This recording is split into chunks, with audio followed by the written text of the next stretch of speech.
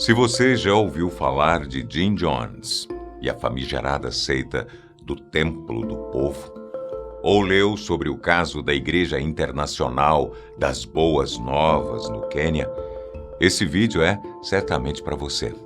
Sejam todos bem-vindos ao canal Eu Sou Boko, o sétimo filho, e hoje falaremos sobre 5 seitas assassinas, as mais terríveis de todos os tempos. Começando pela mais recente. Igreja Internacional das Boas Novas. Noticiados em grande escala recentemente, graças ao ocorrido no Quênia, a Igreja Internacional das Boas Novas é sim mais uma das seitas assassinas a se formar nos últimos anos e levar um grupo inteiro de pessoas a uma verdadeira tragédia coletiva. Movidos por princípios completamente distorcidos e uma completa alienação. Dessa vez, o caso que envolvia um tipo de ritual de jejum já conseguiu fazer mais de 200 vítimas e foi considerado um crime altamente organizado, tendo como chefe o líder da igreja, Paul Mackenzie. E apesar de parecer algo simples, o caso é muito mais profundo do que pode parecer. E um dos ex-membros do grupo, que conseguiu fugir com seus 5 filhos, pôde contar um pouco mais sobre os detalhes internos e como as crianças foram os alvos mais frágeis e as consequências mais tristes dessa história. Segundo as notícias liberadas sobre o caso, Paul Mackenzie teria se autoproclamado pastor e fundado essa tal Igreja Internacional das Boas Notícias lá em 2003. Já nessa época, ele chegou a chamar a atenção da polícia depois de interferir na vida das crianças de sua comunidade, determinando que elas não deveriam ir à escola ou receber tratamentos médicos. Ainda assim, nada de muito adequado aconteceu na época com o cretino. Foi em 2019, depois de fechar a igreja, que toda a sua trama realmente começou, digamos assim. Nessa época, ele teria convidado seus seguidores para a nova Terra Santa, localizada na floresta de Shakaola, em um território de aproximadamente 320 hectares. Desde então, ele teria começado a lavagem cerebral em seus discípulos. Só pode ser. E foi a partir de janeiro deste ano, 2023, que as instruções de jejum teriam começado para fazê-los chegar ao céu. Com o tempo, as pessoas começaram a morrer. E segundo Salema Masha, a mãe fugitiva, funerais infantis começaram a se tornar cada vez mais comuns e, para eles, elas estavam adormecidas, segundo crença do povo da seita. Ainda de acordo com o relato da sobrevivente, as crianças deveriam ser as primeiras a deixar esse mundo, sendo seguidas pelos solteiros, as mulheres, os homens e só então os líderes da igreja, incluindo o próprio cretino mor, safado sem adjetivo, Paul Mackenzie. Várias de suas declarações são simplesmente impossíveis de serem trazidas para vocês devido ao grau de vileza, leviandade, maldade, ou você escolhe o adjetivo, mas pode usar aqueles bem pesados, porque são coisas que não vale a pena nem serem comentadas. O caso todo ainda está em andamento e, apesar de Paul Mackenzie ainda estar desperdiçando oxigênio sob custódia, o processo ainda está muito longe do fim. Pelo que ficamos sabendo, ele teria declarado não ter obrigado seus seguidores a ficarem em jejum. Mas as centenas de corpos exumados e recuperados da região nos mostram outra história completamente diferente. Família Manson. Partindo para um caso mais conhecido e um tanto quanto antigo, a chamada família Manson se tornou um dos cultos mais famosos de todos os tempos. Criado por Charles Manson no ano de 1967 em São Francisco, a seita peregrinou para Los Angeles com o objetivo de se estabelecer na música. Mas não demorou muito para as coisas ficarem realmente estranhas e conturbadas. Guiado pela sua paixão pela música Helter Skelter dos Beatles, Charles Manson deu início a uma guerra racial entre as comunidades dos Estados Unidos, fazendo com que, pouco tempo depois, eles começassem a se envolver em uma série de crimes e assassinatos, todos motivados pelos ideais distorcidos, doentios e extremamente vis aplicados por Manson para os seus seguidores, ou melhor, como ele chamava, a sua família. O grande caso em questão aconteceu em 1969 e resultou na morte de 7 pessoas inocentes. De acordo com algumas teorias, apesar de ter sido induzida por Manson, com a proposta de que aquela ação daria início a uma batalha apocalíptica, muito provavelmente as suas principais intenções giravam em torno de uma vingança pessoal, devido à sua carreira musical frustrada. Entre as principais vítimas da noite está a atriz Sharon Tate, ex-esposa de Roman Polanski, que inclusive estava grávida, deixando todo o caso ainda mais trágico e requintado de detalhes bizarros. O caso, que ficou conhecido como um dos maiores crimes hediondos da história, foi orquestrado por um homem e 3 mulheres, sendo eles Tex Watson, Susan Atkins, Linda Kasabian e Patricia Krenwinkel. As mortes, que começaram pelo esfaqueamento de Tate, foram seguidas por diversas facadas e tiros em sua própria casa e fizeram da mulher e suas visitas, assim como um vendedor ambulante desavisado, as peças de uma terrível cena de filme de horror.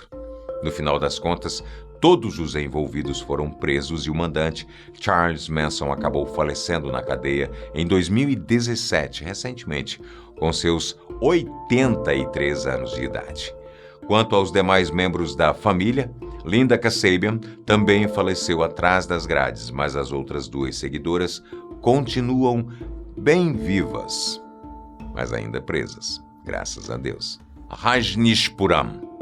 Com um nome um tanto quanto difícil de se pronunciar, Rajneeshpuram foi uma seita assassina terrivelmente cruel e política, que acabou ganhando mais popularidade neste ano, depois de ter uma série ao seu respeito exibida na Netflix, chamada Wild Wild Country.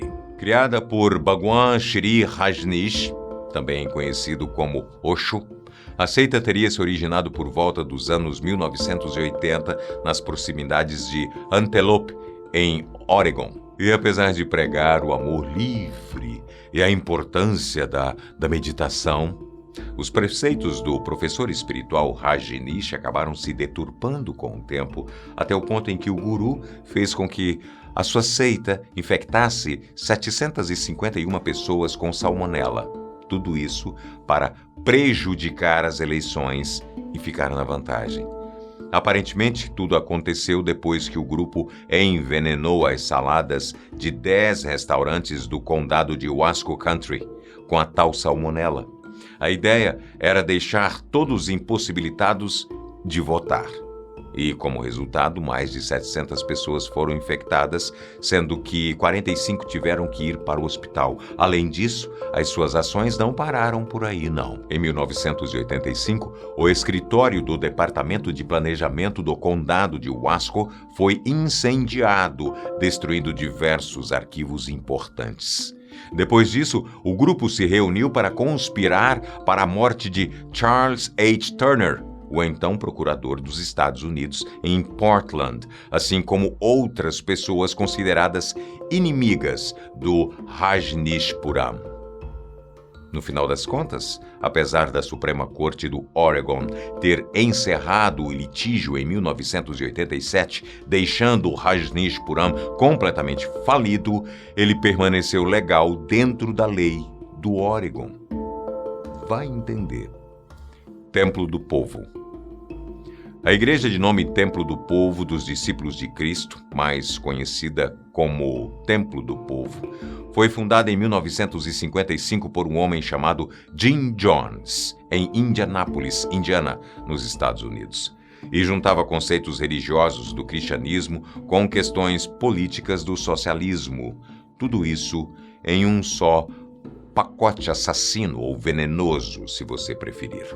Apesar da sua grande ênfase ter sido na busca pela igualdade racial, chegando a contar com aproximadamente 20 mil membros em seu ápice, as coisas acabaram de forma pra lá de trágica e quase 1.000 pessoas se tornaram as vítimas fatais dessa seita. Aparentemente, durante a década de 1970, o grupo teria mudado a sua sede principal para São Francisco, na Califórnia, se expandindo por diversos locais de todo o estado. Mas o grande problema veio mesmo no dia 18 de novembro de 1978. Aparentemente, o líder do culto teria se convencido que uma guerra nuclear iria acontecer e que a Guiana estaria fora da zona de perigo. E com isso, ele convenceu centenas de pessoas a irem com ele para sua nova casa. A questão é que pouco tempo depois da mudança, denúncias começaram a surgir contra o grupo e o congressista Lew Ryan decidiu ir até lá para averiguar, uma vez que se tratava de cidadãos americanos. Bem, foi nesse momento que, apreensivo com a situação, Jim Jones acabou matando o oficial e seu grupo e ordenou aos seus seguidores que bebessem veneno. E esse caso ficou conhecido até antes dos atentados de 11 de setembro como a maior perda unida de civis norte-americanos em um ato completamente deliberado. Movimento pela restauração dos 10 mandamentos de Deus. Lá vem bomba. Pelo nome, pode saber que lá vem treta pesada. Vamos lá. Fundado no sudeste de Uganda por Credonia Murindi e Joseph Kiboeteri, no ano de 1989, o Movimento pela Restauração dos 10 Mandamentos de Deus foi um grupo de aproveitadores que usou da fé de seus seguidores para se beneficiar financeiramente. Engraçado. Parece que não é de hoje isso, hein? Eu tive essa sensação. O culto religioso, que tinha como premissa principal, óbvio, o fim do mundo, que, segundo eles, iria acontecer no dia 31 de dezembro de 1999, Gabriel. Em suas pregações, era ensinado que os 10 mandamentos deveriam ser seguidos a todo rigor para evitar que eles fossem abatidos com a chegada do fim dos tempos. Além disso, os seus seguidores eram constantemente incentivados a doar os seus bens materiais para a igreja. Opa! Que coisa! Parece que... Não sei, hein? Vamos seguir. O problema foi que, como você já sabe, no ano de 2000, chegou o ano de 2000, e o mundo continuou aí de boa, inteirinho. Mais inteiro do que nunca, inclusive. Altos pepino. Mas segue firme, fazendo com que os que até então fiéis se rebelassem com os líderes da seita, enquanto eles buscavam respostas. A questão é que, para se livrar desse problema, um dos líderes do grupo, Dominique Kataribabo, simplesmente botou fogo na igreja, matando mais de 500 pessoas no processo. Além disso, o culto também teria feito outras 200 vítimas que acabaram sendo encontradas posteriormente, enterradas no jardim da residência do líder religioso. Se você quiser, eu posso trazer num vídeo mais dessas seitas, inclusive a do Reverendo Moon. Você já ouviu falar? Dessa, eu cheguei a visitar uma reunião.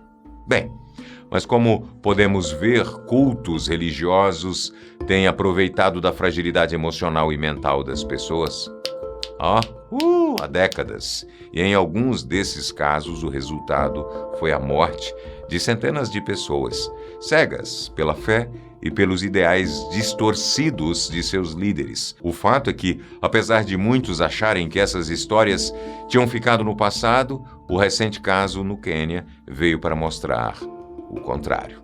Mas e aí? O que você acha disso tudo?